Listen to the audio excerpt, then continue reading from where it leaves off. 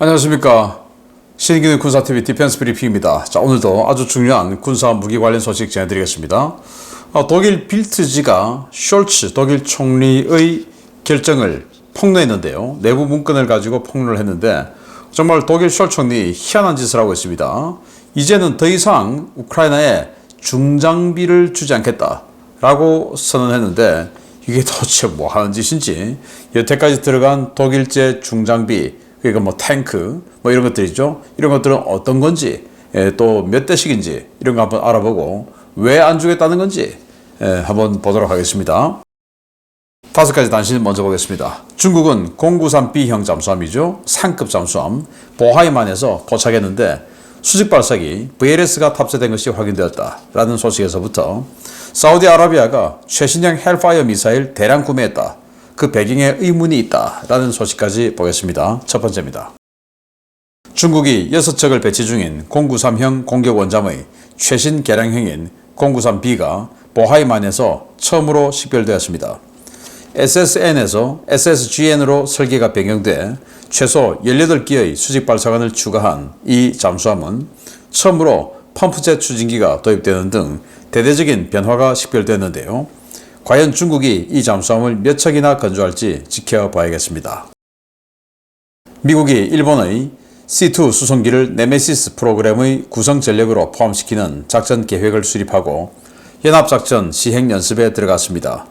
C2 수송기에 하이마스와 NSM 탑재 JLTV를 싣고 도서 지역에 긴급 전개하는 훈련이 최초로 실시되는데요.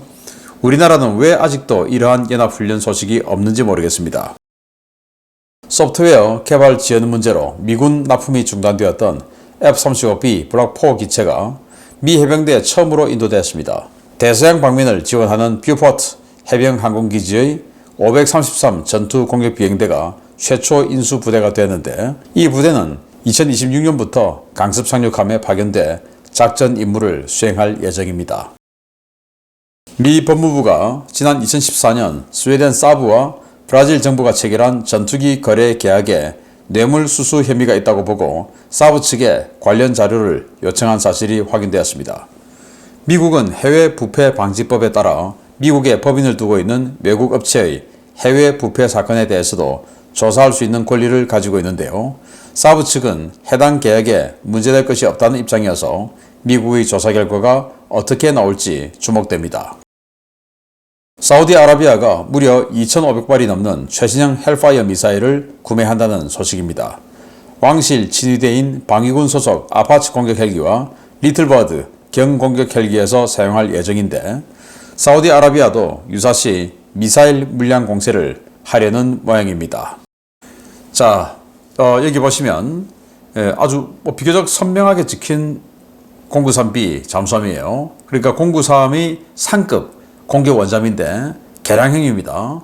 그래서 여기 수직발사관 18개가 탑재된 것이 확인됐다는데, 이 수직발사관에는 YJ-18, 그러니까 560km 날아가고 마지막에 아음속으로 날아가다가 마지막에 가속해서 초음속으로 이제 적함에 돌입하는 세미 초음속 미사일이죠.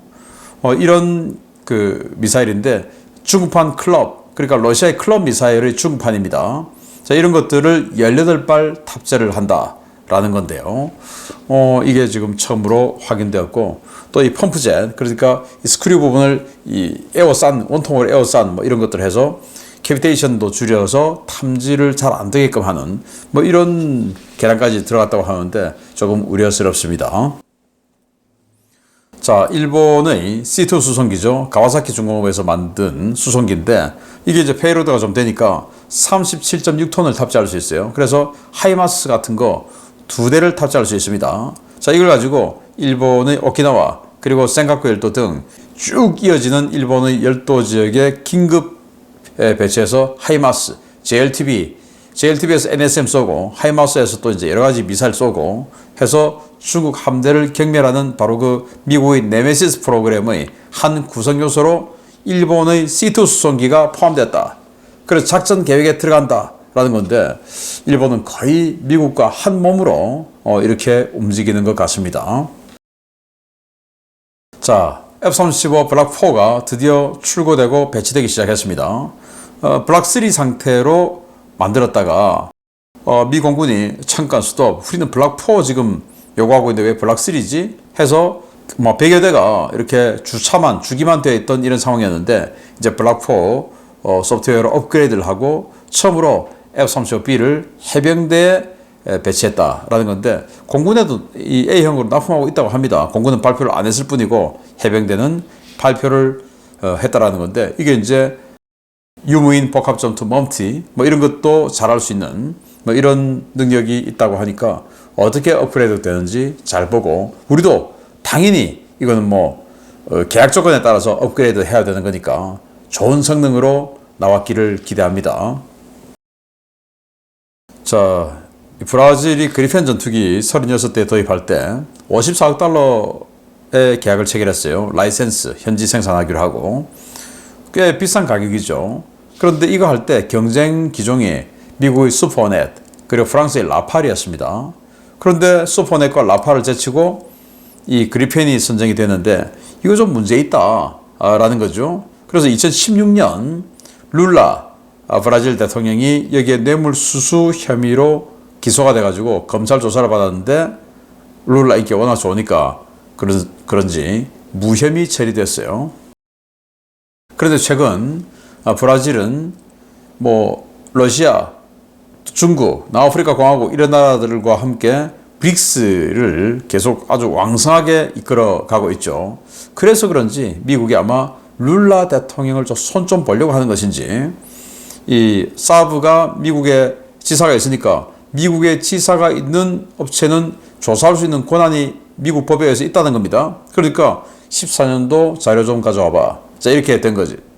그래서 여기에서 룰라에 대한 로비 자금이 확실하게 나오면 이제 브라질 정권에 대한 뭔가 꼬투리를 잡아서 브라질이 친중으로 지금 너무 경사하고 있는데 이런 것들에 대한 뭔가 제재를 좀 하려 하는 것은 아닌가라고 생각이 드는데 의미 있는 이런 혐의가 나오기를 기대해 봅니다. 브릭스가 강해지면 우리가 손해죠.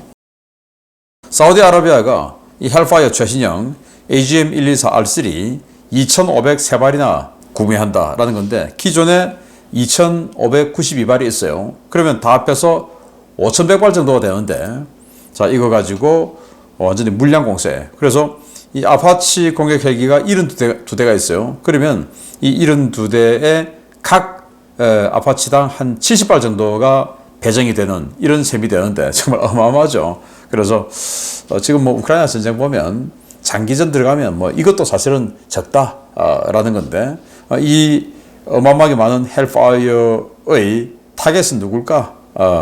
후티나 뭐 이런 세력이 될 수가 있는데 타겟이 누군지 몰라도 굉장히 불행한 상태 같습니다. 자, 독일 빌트지가 폭로한 숄츠 총리의 결정 보겠습니다.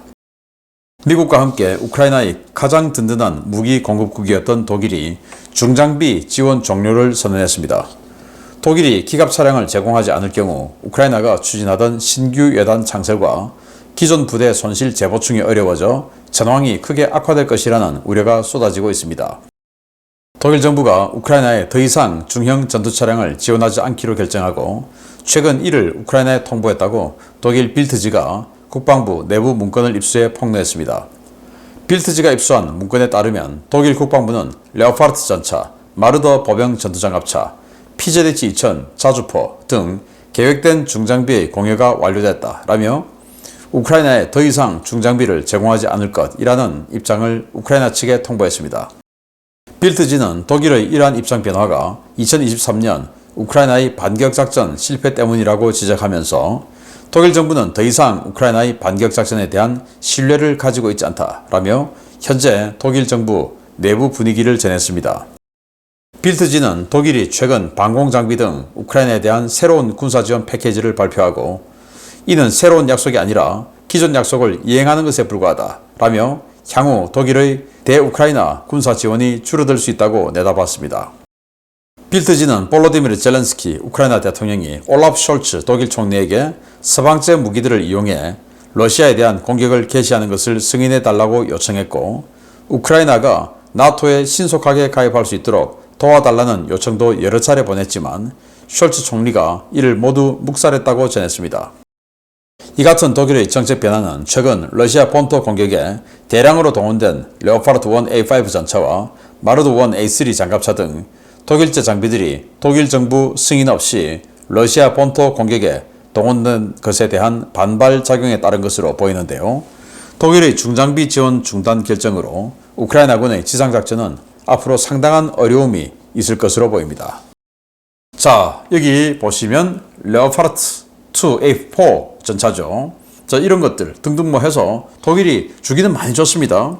독일이 완료했다고 밝힌 무기 지원 목록 보면요.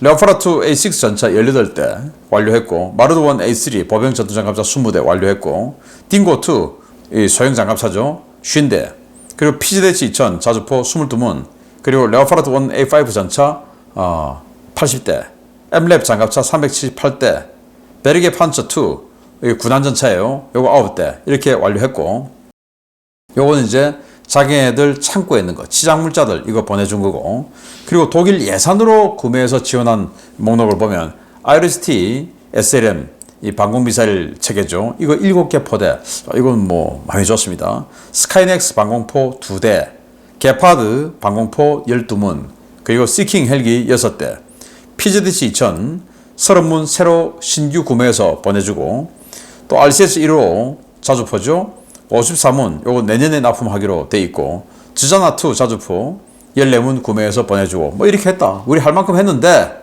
이젠 더 이상 안 주겠다 이겁니다. 왜냐? 아니 우리 허락 안 받고 왜 러시아 본토 들어갔어? 여기 지금 이 러시아 본토 쿠르스크 전선에 싸우고 있는 마르드 1A3 독일제 장갑차죠. 이렇게 명확하게 증거가 있는데 이거 우리 허락 안 했어. 근데 왜 들어간 거야? 이제 이런 겁니다. 자, 또 이 쿠르스크 전선에서 독일제 레오파르트 1A5, 이 레오파르트 1A5는 무게가 40톤대 초반이에요. 그러니까 완전히 그냥 뭐 장갑의 방어력이 굉장히 약하죠. 그래서 여기 보면 콘탁트 1 같은 폭발 반응 장갑 덕지 갖다 붙여놨어요.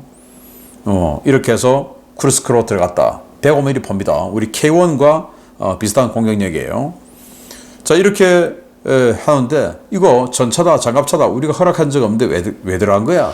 저는 이 어필로 보고 뭐 자기네들 명분은 우크라이나군의 반격 작전을 더 이상 신뢰하지 않는다 라고 했지만 왜 말 안 듣고 이렇게 보낸 거야? 푸틴 형님에게 누가 되게? 이거 아닌가? 그래서 숄츠 총리가 여론에 떠밀려서 분위기에 떠밀려서 어쩔 수 없이 지원은 하지만 속내는 러시아에게 위해가 되는 것을 하고 싶지 않은 속내를 그대로 드러낸 것이 아닌가, 이런 생각마저 들 정도예요.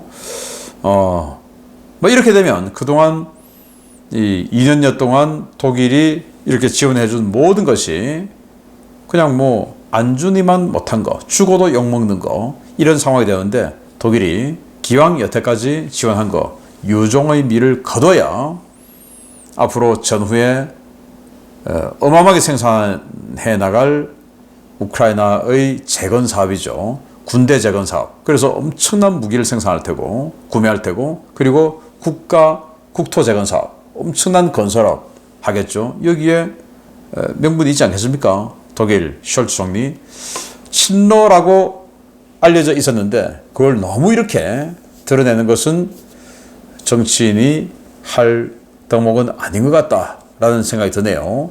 러시아인의 총리냐 독일인의 총리냐 잘 판단하기를 바랍니다. 마치겠습니다. 감사합니다.